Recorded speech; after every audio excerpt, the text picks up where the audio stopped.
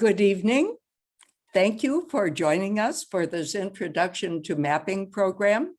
I'm Connie Cook. I'm a retired University of Michigan professor and administrator, and now I chair the Community Mapping Project at Voters Not Politicians. We are proud to introduce our speaker tonight. She is Bridget Bly, a statistician who has been a longtime VNP, Voters Not Politicians, volunteer.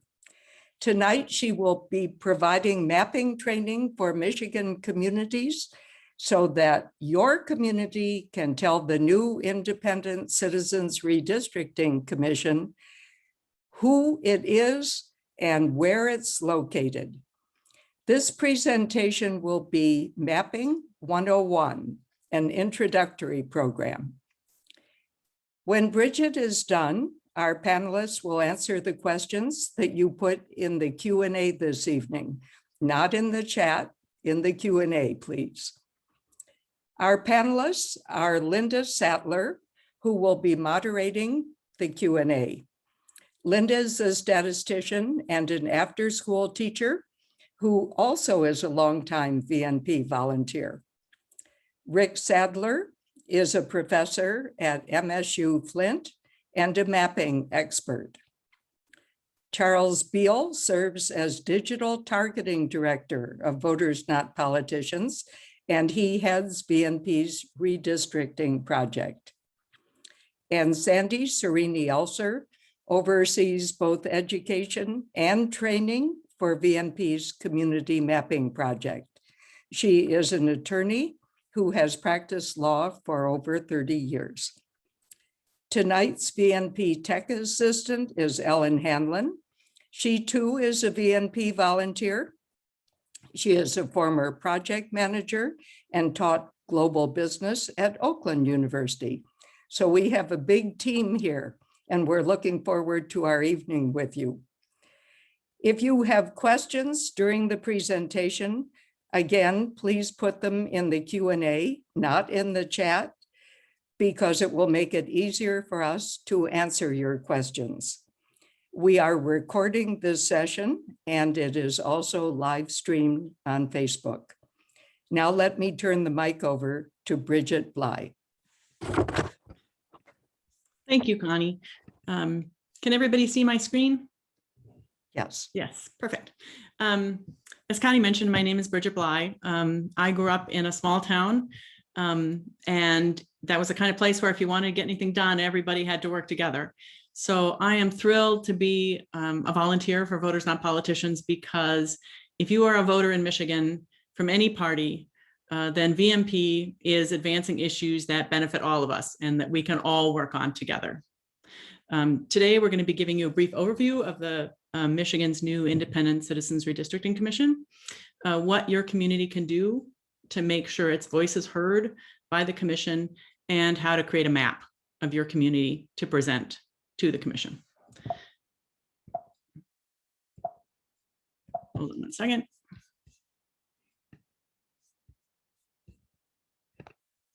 Try this again.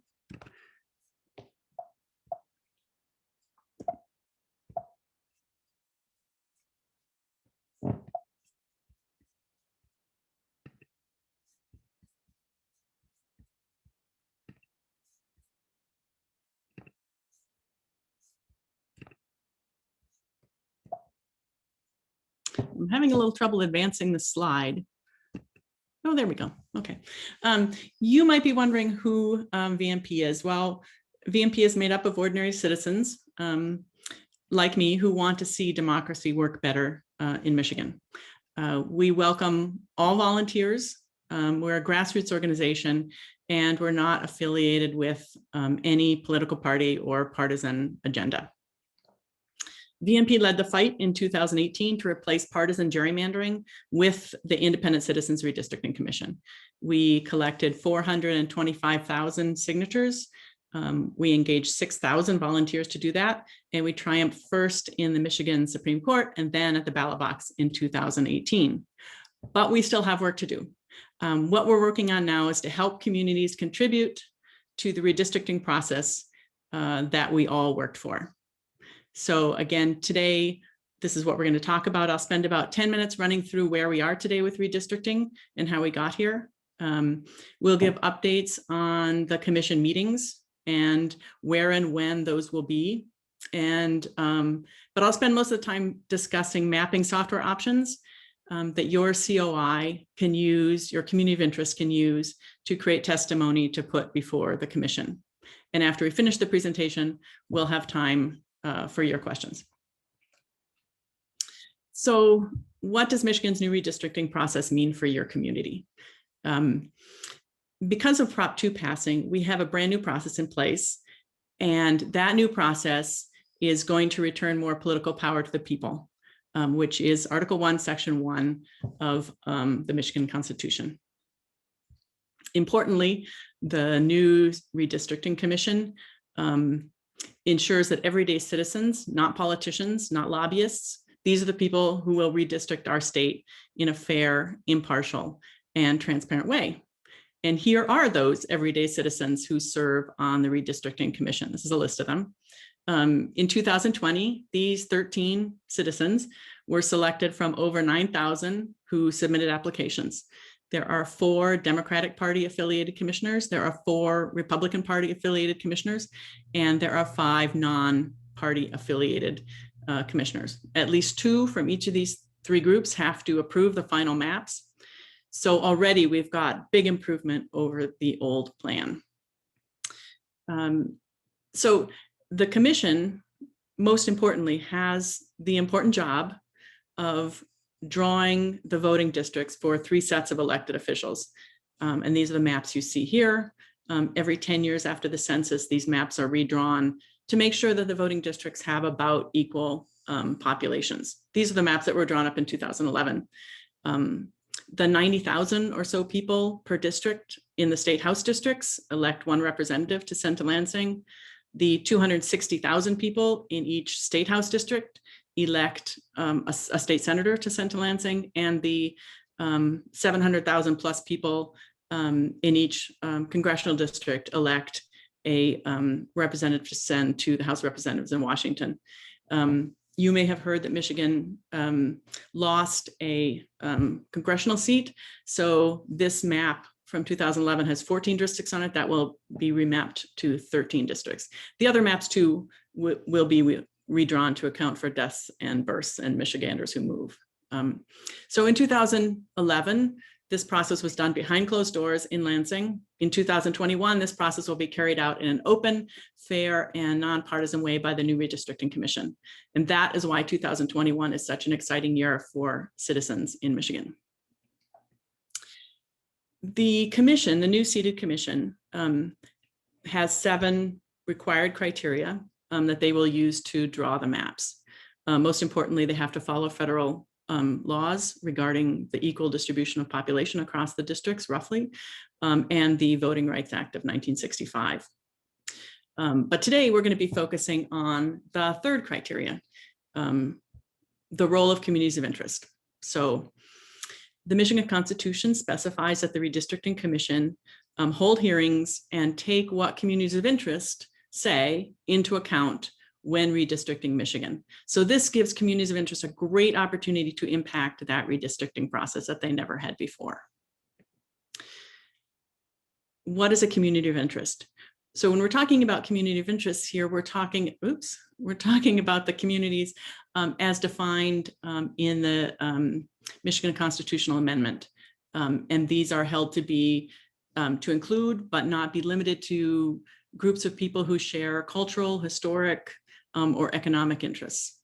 So for example, an ethnic enclave, a historic neighborhood, a watershed area, a downtown development area, an agricultural growers association. These are examples of communities of interest. Communities of interest do not include relationships with political parties, public officials, or candidates for public office. Okay, so here's the timeline for the Redistricting Commission. It's tight. The new maps will be approved as of November 1st, 2021. Because the census was so late this year, there's an effort to move that deadline back.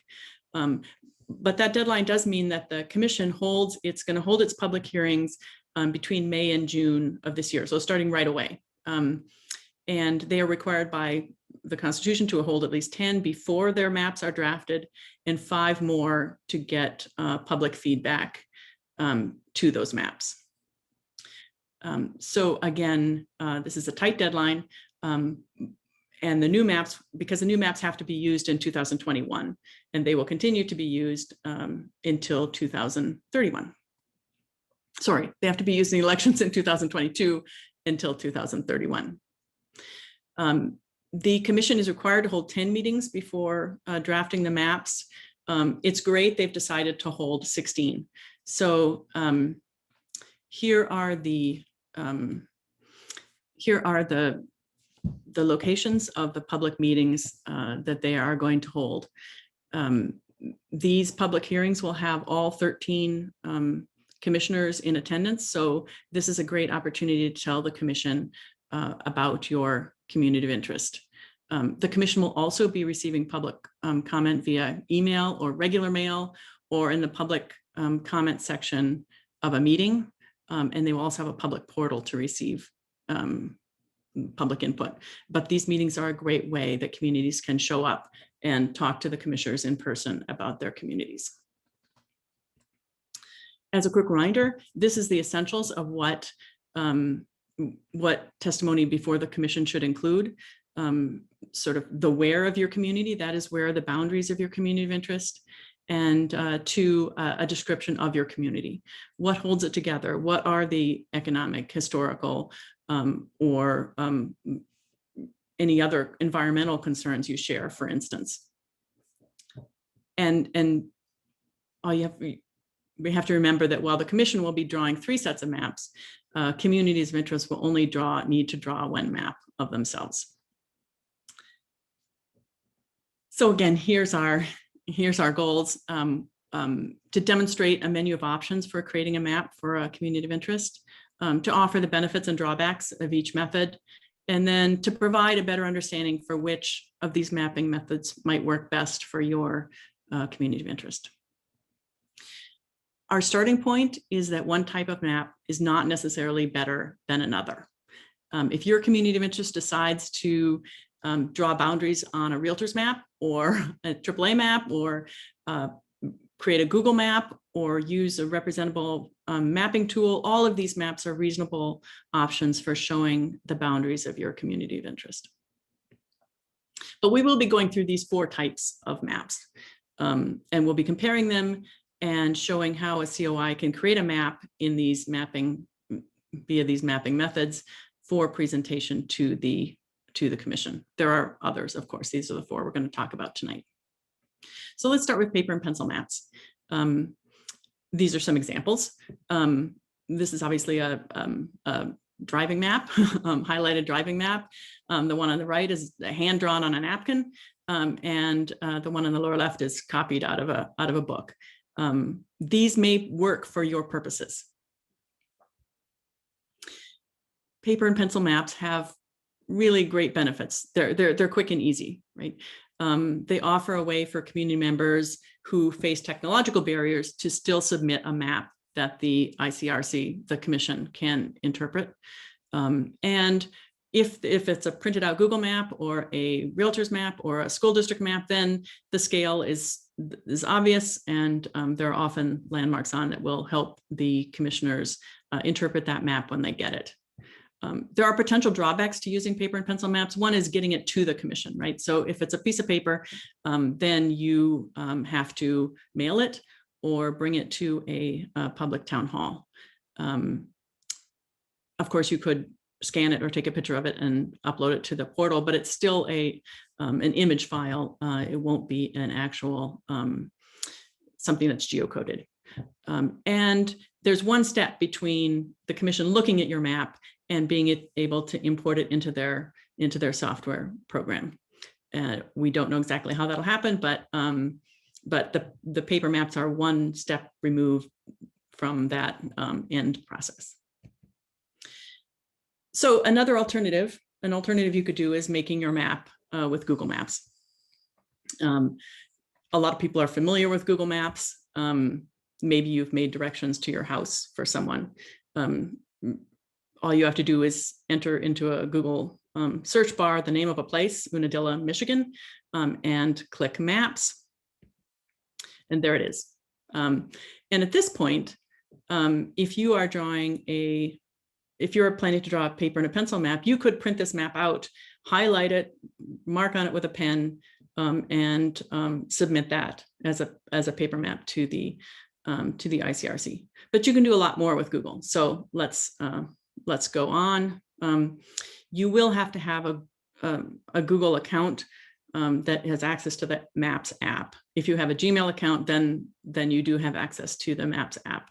But that's why the sign in is circled up on the upper right. So all you want to do is to pull down that menu that's on the left there to Your Places, and on the Your Places menu, click Maps on the right and create a map on the bottom. Now you get a map that has some drawing tools on it. So you can see that red circle shows you how one tool for dropping pins, that's the blobby one, and one tool for drawing lines, that's the one with the lines on it. So I'm going to make a map. My neighbors and I maybe form a community of interest centered on the use of the Lakelands Trail, right? We want to present to the Redistricting Commission because we want our legislators to support continued funding for the Lakelands Trail, for instance. So now I've zoomed in on the start of the Lakelands Trail, and I have dropped a pin there, which I can name if I want, called Start of the Lakelands Trail. And I can continue zooming in and out and dropping pins. What I've done here is to drop 5 more pins so that you can see across the center of the map the route of the Lakelands Trail. And now I'm going to use the drawing tool to draw an outline around that map. So I'm going to start in one place and click and move the cursor and click and move the cursor until I've got back to the first place, to the starting point. And at that point, Google will shade that area, and they call it a polygon once the first and last pins join up. First and last points join up, and I can name that polygon the Lakelands Trail COI polygon. I can then save my map. I can give my map a name, and I can write a description of it. So that may help someone who's interpreting the map. And then I have a choice. There's the menu for exporting that map in the one red circle, and I can export it as I can print it out. I can export it as an image map to PDF, or I can export it in keyhole markup language, KML, and that kind of an export will be able to be imported directly into the mapping software that the commission will use. So that makes it slightly easier for the commission to take my map and upload it and look at it in their own mapping software. So that's a big benefit of using a Google map, or one of the ones we're going to talk about later on, over using a paper and a pencil map. So again, potential benefits are that Google is familiar to people, and you probably already have a Google account. It has a lot of landmarks, roads, and rivers, so it's easy to find the places that you want to outline for your COI. You can use the satellite view and look for, look from above, obviously. And it's fairly easy to convert and upload to the commission. It does have some potential drawbacks relative to the two programs that we're going to talk about next. It's not specifically designed for this purpose. So it uses straight lines and pins rather than some areas. So there might be some ambiguity about whether a particular street is included or not in your Google map. If you're not familiar with Google Maps, it might be just as easy to start with one of the other ones, representable or districtor. And if you have a complex boundary, as you saw, I had to use straight lines. So if you have a jagged or curvy boundary, that's going to be harder to represent accurately in Google. So let's turn to these specially created software tools. The first one we're going to talk about is Representable. Representable.org is easily accessible. You go right to that website and it's free to use. So here you are. Just get started. I should say Representable has a large amount of information about gerrymandering. I skipped over that part, but and a lot of helpful tools as you're going through it. You can sign up. It's free to sign up, and so that's the next step. You pick adding a community, and it's going to ask you where that community is. So you pull down to Michigan. There's a contact sheet that you fill out.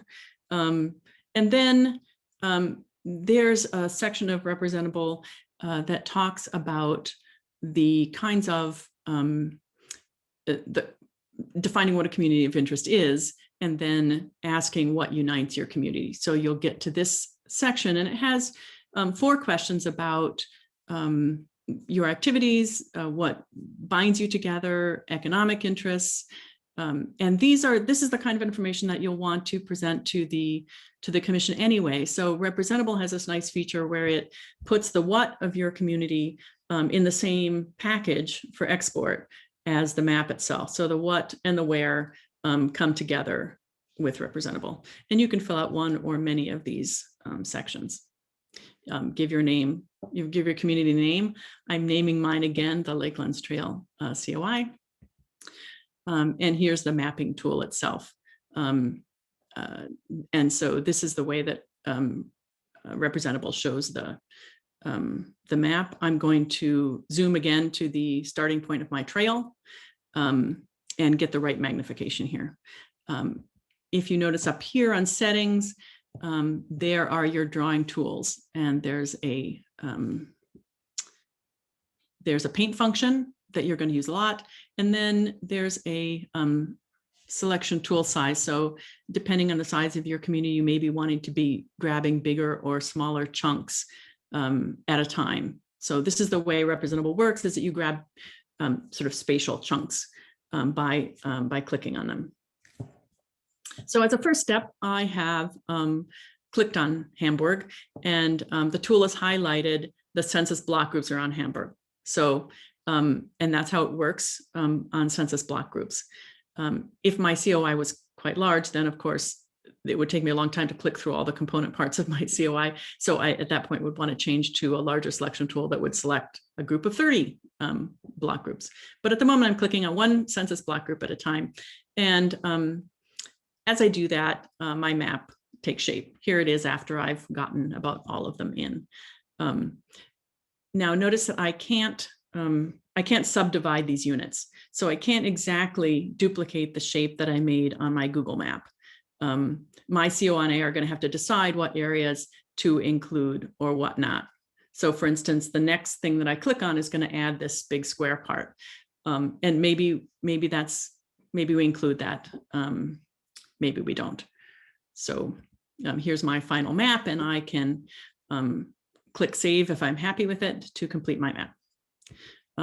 There is this terms of use that you have to agree to when you save a map in Representable, and there is a submit button here. But I just want to make clear that this is not submitting anything to the Michigan Independent Citizens Redistricting Commission. This is merely saving your map. So again, you're going to have to submit it separately. Here's the export screen that you're going to see once you've saved your map.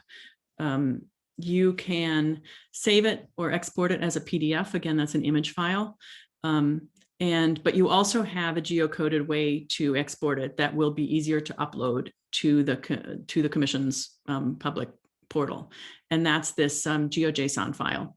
So if you're going to make it easy for the Commission, you would export it as a GeoJSON file, and those can be imported directly into the Commission's mapping software, and that will be easier for them. Once you've saved the map in Representable, you can then look at various data layers, they're called. Maybe you want to overlay the 2011 legislative districts on it to see how your COI was divided up in the past. This is just for curiosity's sake. You don't need to obviously submit these to the ICRC. So, oh, again, this is the reminder about just because you've submitted to Representable doesn't mean it's been submitted to the public portal. You'll still need to do that. Okay, so what are the benefits are that it guides you through every step, provides comprehensive tutorials if you need them, both within the tool, and also there's some great YouTube videos. It's been tested extensively with users in Michigan to make sure that it would work for us. And it often offers several ways to save and export your map. The potential drawbacks of using Representable are that it does use census block groups as boundaries. So if your COI is very small, minute, carefully defined, as you saw when I was doing my map, the outlines of your COI are going to be a little bulky. It's not designed for going back and changing a previously saved map. So if you did decide your COI was different, you'd have to go back and create a new map for it. And the data layers are somewhat limited. Representable does, however, have a great tool in its partners dashboard. So I'm going back to the beginning screen for Representable again. Instead of adding communities, if you choose partners, then you can collect, you can link others in your COI. You can send this link to other people who are in your community, and everybody can create a map. However many people you send the link to can submit a map, and those will all be joined together in Representable in your partner drive. This is an example of a map created with different inputs, different maps uploaded by different users. And you can see the shading shows the commonalities in those maps.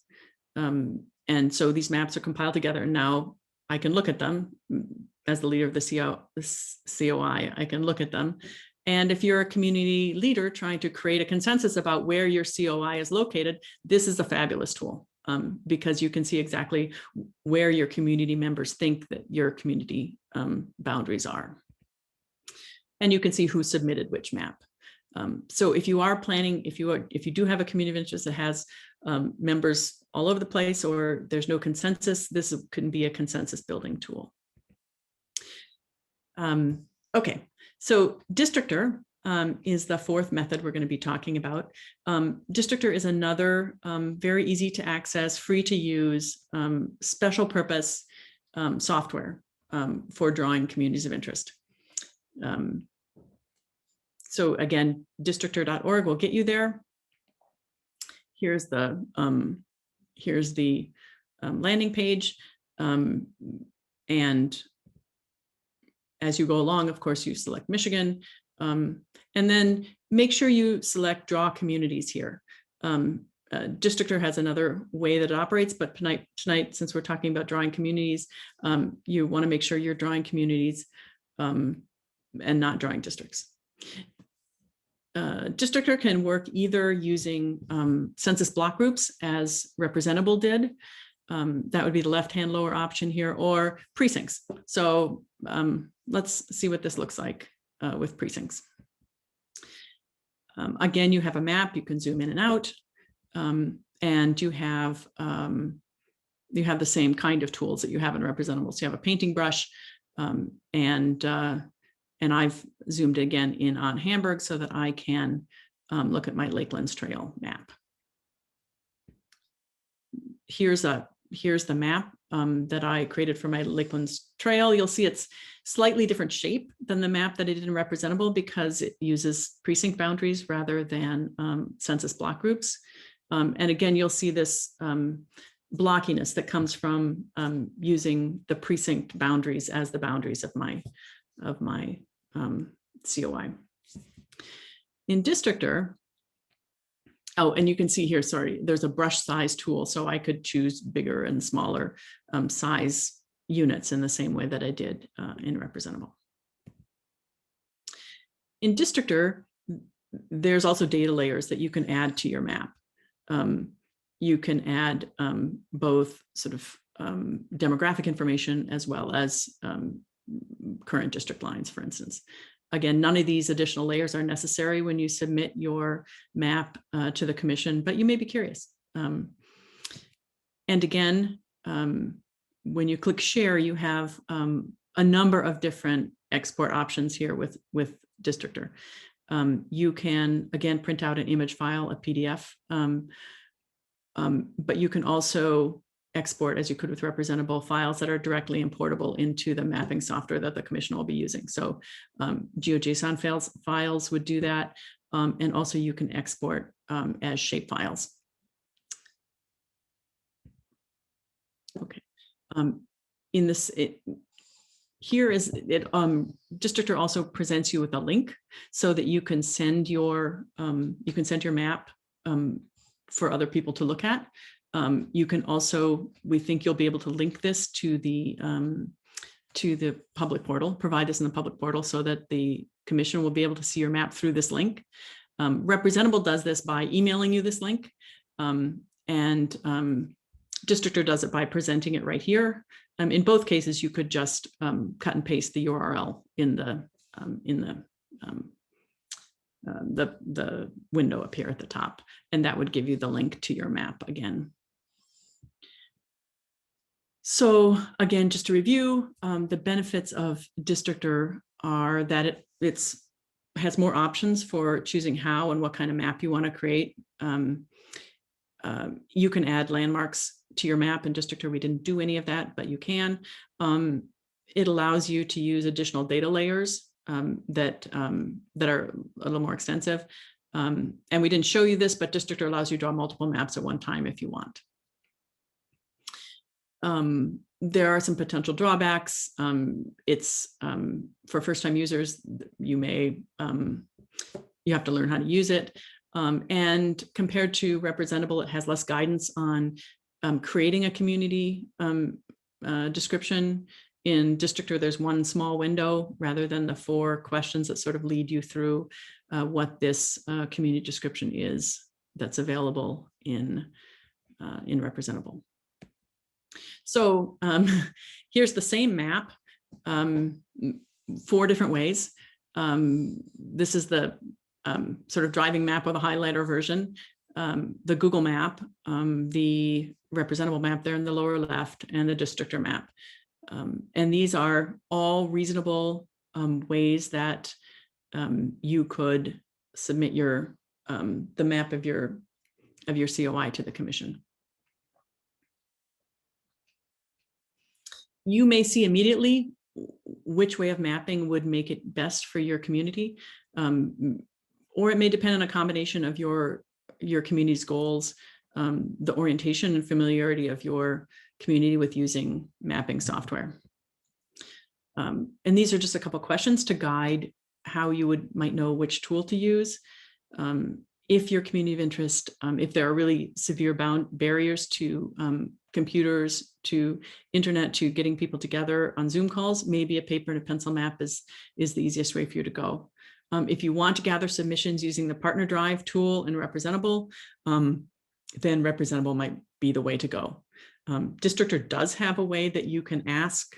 You can email them and ask them to set you up a Partner Drive in Districtor, but it's not as easily accessible or easy to use as the one in representable.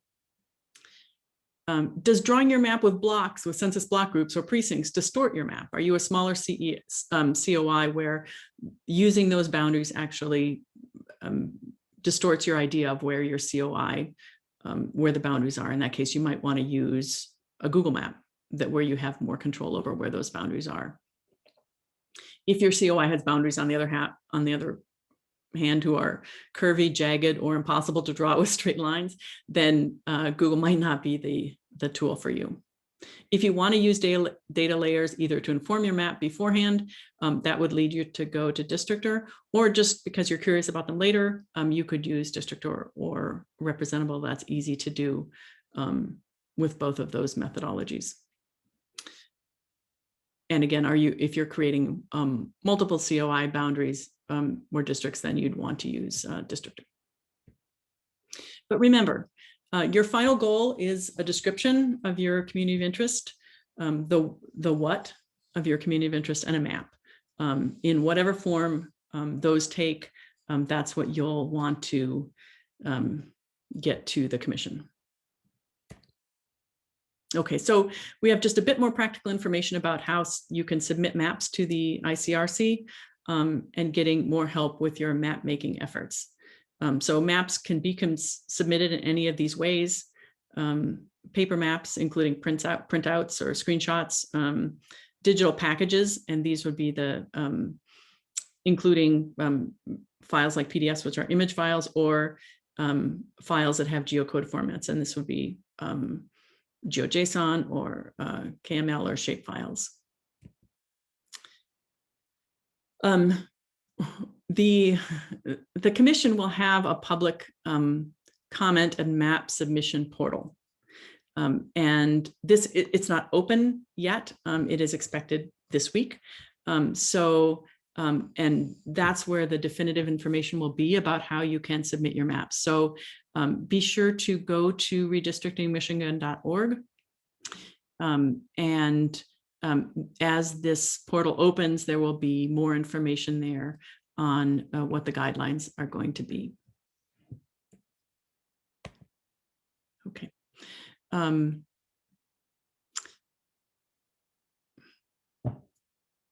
Yeah, sorry. We also want to tell you what we know about how COIs can sign up to give testimony during the Commission's 16 public hearings. Here's what we do know. You're going to have to arrive in person to get into a queue for in-person testimony, and they will be taking signups until 8 p.m. And I understand that anybody who's signed up at 8 p.m. will be able to speak sometime during the night. 2 minutes per person limit. So it's going to go quick. So at this point, it's very beneficial to think a lot about what testimony you will give during those 2 minutes. There will also be public comment stations for accepting documents like your maps. And if you plan to give remote testimony, then you have to sign up online the day of that meeting. But again, this is what we know at the moment. And so really for the most pertinent information, you should be going to redistrictingmichigan.org.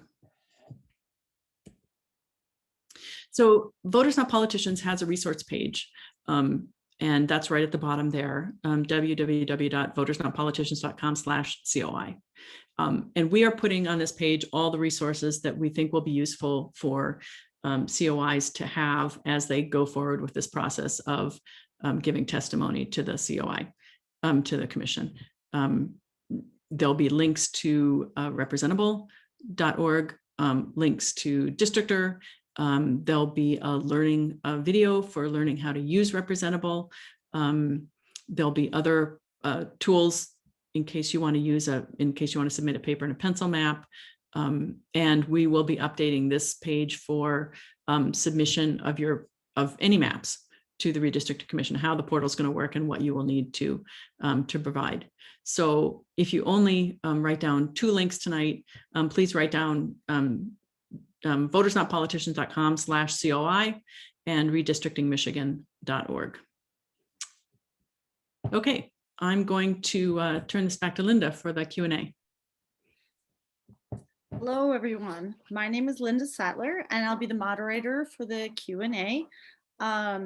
We have panelists, Connie Cook, Sandy Serini Elser, Bridget Bly, Rick Sadler, and Charlie Beal, all are with Voters Not Politicians. I want to start with some of the questions that have been answered in the Q&A. And I do also want to know some of the questions were whether we could have the slides or the presentation.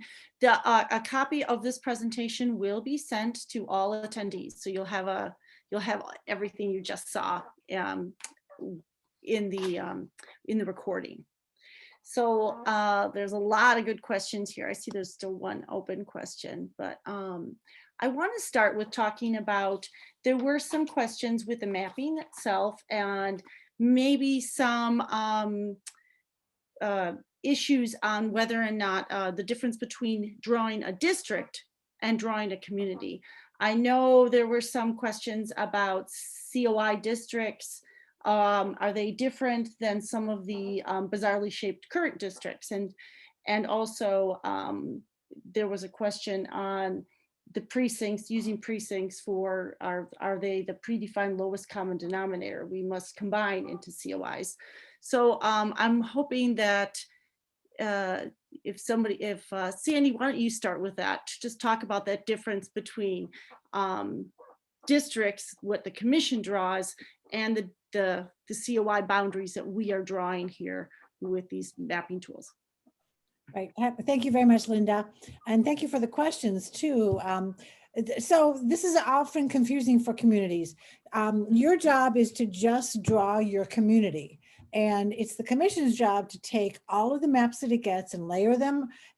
They'll have a computer program to do this, layer all the maps it gets, and then figure out what's the best way to keep as many communities intact, and then also comply with the other 6 criteria in the that Bridget had listed for drawing the maps. So yes, it is one of the criteria is to have reasonably compact districts, but you know, that may not be possible. If more communities want to go along like Michigan or something, maybe that's what the commission will decide to do.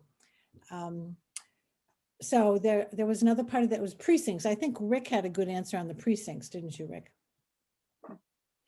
Yeah, just that precincts tend to align with school districts and municipalities so that any one precinct only needs to have one ballot.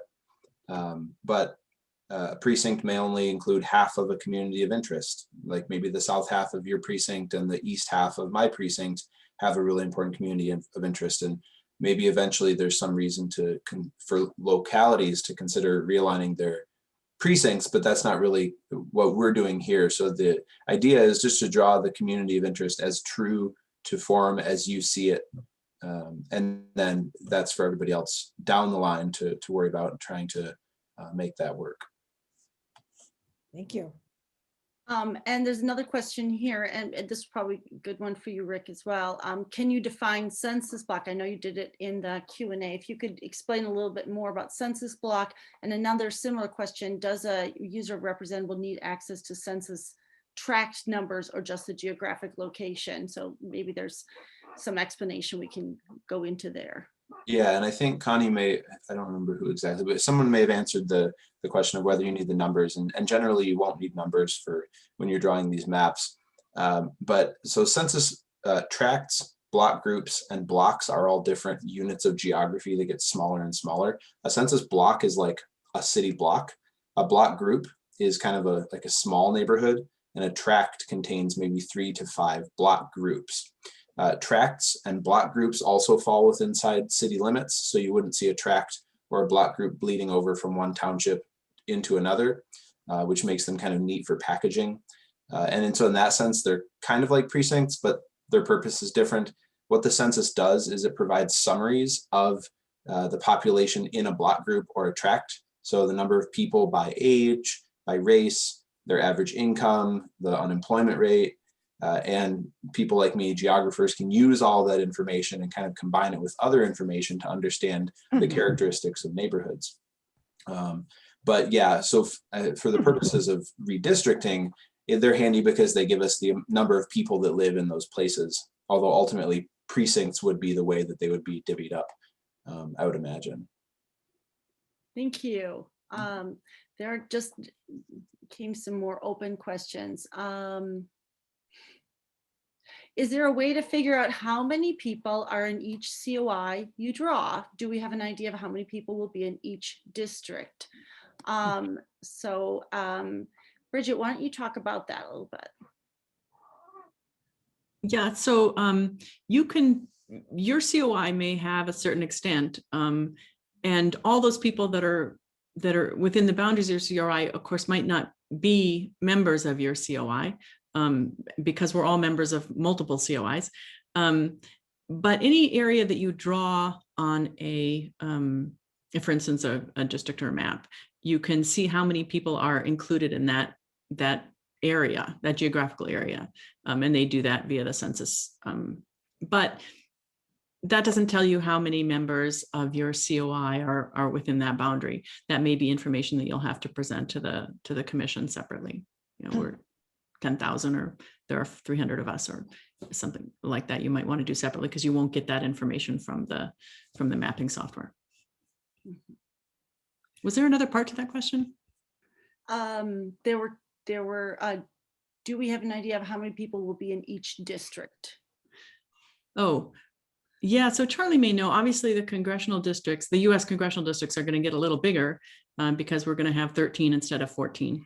In terms of the other districts, I would imagine they're going to get a little smaller because Michigan, they're going to look a little smaller because Michigan's population has decreased. Is that right, Charlie? Yeah, so our now that we're going, oh, I'm sorry. Can you hear me okay? Yeah. Okay, great.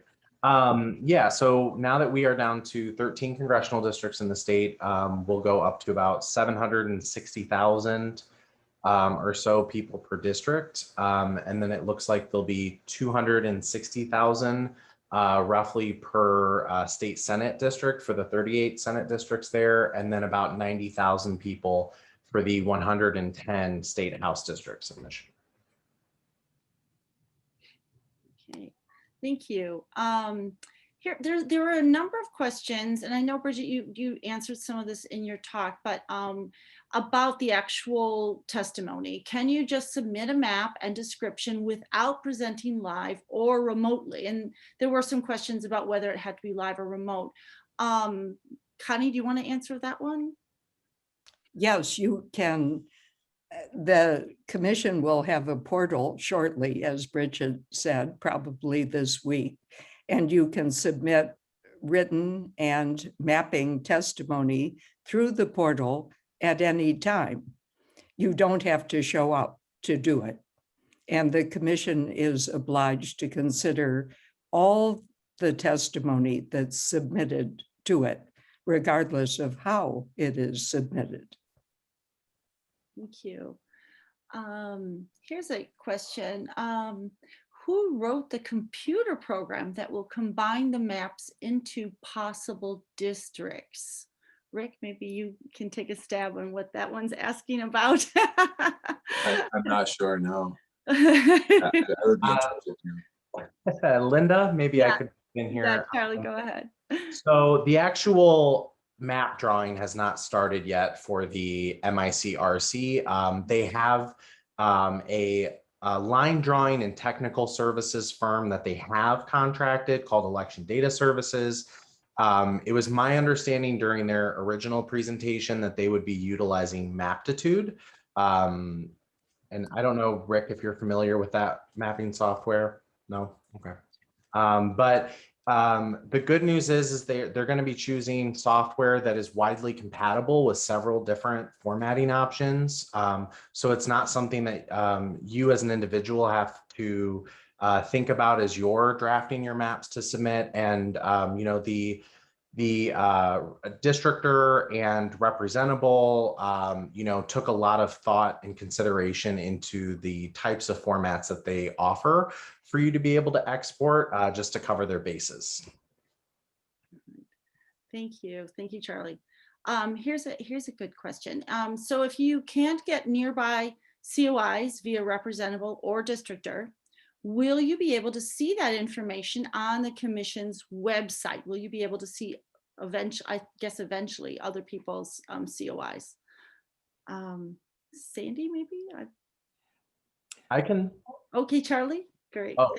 Yeah. Well, I just wanted to mention that the public portal is going to be public. So any public comment or maps that are submitted to the MICRC's portal will be viewable by the public.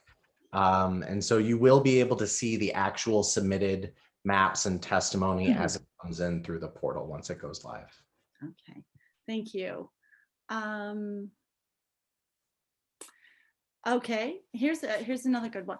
Does the MICRC consider the communities of interest related to whether it is a federal or state specific interest?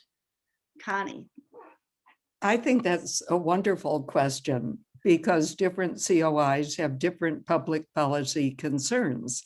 And in some cases, their concerns are addressed at both the federal and the state level. And in other cases, it's just the federal level or just the state level. So I think it's very important for COIs as they testify to make it clear to the commission which level of government is of particular concern to them. If they are talking about state level issues, they want their COI to stay within the state House district, within the state Senate district. If they're talking about federal issues, they want their COI not to be broken into different congressional districts. Okay, thank you, Connie. There's another one came up. Is there any chance state Senate map districts could be evenly divided into state House districts? I have a clue on that one. Kelly? Yeah. So I hope I understand this question correctly. So in California, I believe for every one Senate district, they have 2 House districts, and part of their redistricting process was a process known as nesting, which requires you to build basically 2 state House districts, and that represents the state Senate district. We don't have like a 2-to-1 ratio. I think we have like a 3-to-1 ratio between state Senate and state House. But in either case, it's not something that you couldn't advocate for, but it's not an outlined requirement of criteria in our Constitution. All right. Thank you, Charlie. I'm looking at some of the answered questions. Again, I know, Rick, you answered some of this one. Is this plan following any successful redistricting from other states? And along those lines, have other states followed these guidelines?